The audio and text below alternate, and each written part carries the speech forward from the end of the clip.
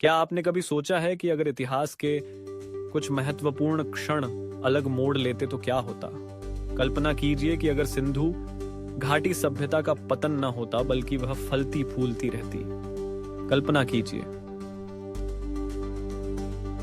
एक समृद्ध समाज, शहरी नियोजन, व्यापार और प्रौद्योगिकी में उन्नत भारतीय उपमहाद्वीप और उससे आगे तक फैला हुआ।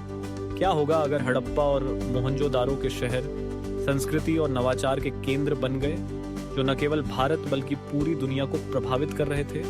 आइए इस वैकल्पिक वास्तविकता में गोता लगाएं। अगर सिंधु घाटी ने अपनी ताकत बनाए रखी होती तो हम भारत के लिए एक पूरी तरह से अलग प्रक्षेप वक्र देख सकते थे। समृद्ध कृषि पद्धतियां, परिष्कृत जल निकासी प्रणाली और मानकीकृत वजन और माप ने एक शक्तिशाली आर्थिक प्रणाली की नींव रखी होती।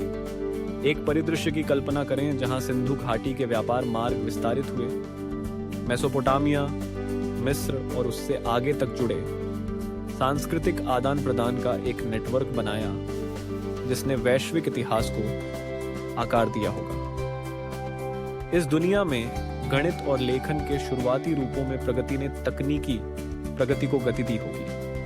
शहरी जीवन की अवधारणा, जिसमें नियोजित शहर और सामाजिक संगठन शामिल हैं, ने भविष्य की सभ्यताओं के लिए एक मिसाल कायम की होगी। कला, विज्ञान और दर्शन पहले ही विकसित हो सकते थे, जिससे विचारों का एक अनूठा मिश्रण सामने आ सकता था, जो वास्तुकला से लेकर शासन तक हर चीज को प्रभावित करता। लेकिन यह यहीं नहीं रुकता, इसका प्रभाव दूर दूर तक फैल सकता था। इस बारे में सोचें कि इस समृद्ध सभ्यता ने उपनिवेशवाद, व्यापार और यहाँ तक कि धर्मों के प्रसार को कैसे प्रभावित किया होगा। क्या दुनिया ने अलग अलग शक्ति गतिशीलता देखी होगी?